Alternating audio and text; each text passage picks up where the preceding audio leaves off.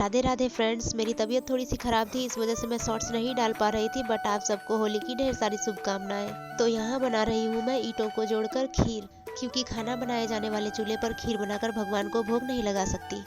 और आज तो लग रहा है इस चूल्हे का धुआं मुझे डबल बैटरी बनाकर ही छोड़ेगा।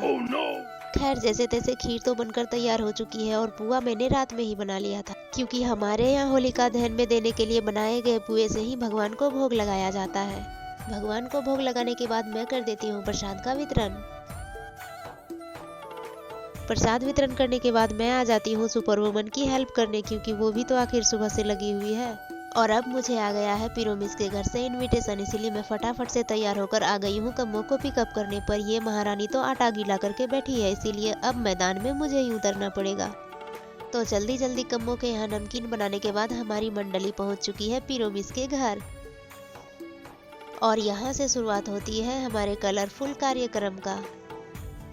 पिरोमिस से कलर और जादू की झप्पी लेने के बाद हम लोग पहुँच चुके हैं यहाँ आने का असली मकसद पूरा करने के लिए। अब बिहार में वो वाला बोतल बंद है तो कम्मो इसी से काम चला लेती है।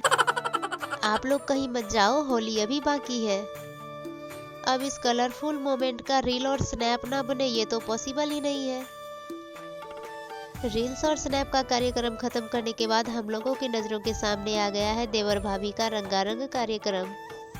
अब ये देवर जी तो भाभी का दुपट्टा छोड़ने का नाम ही नहीं ले रहे हैं। और अब पिरोमिस अपना कलर साफ करके आ गई है हमारे घर रंग खेलने।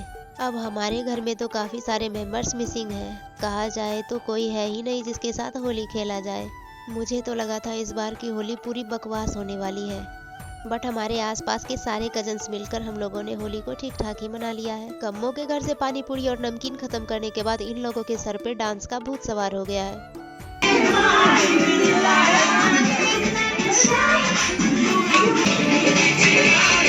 अब हमारी भाभी तो मिसिंग है, बट जिसकी भाभी है वो उन्हें ला रही है खींच के डांस के लिए। मुझे तो इस बात का अफसोस है कि मुझे डांस का डी भी नहीं आता। और फिर लास्ट में मैंने छुटकू को लगा दिया है कलर। जैसे गंदा किया है वैसे सफाई भी तो करनी पड़ेगी, इसीलिए मैंने उठा लिया है झाड़ू।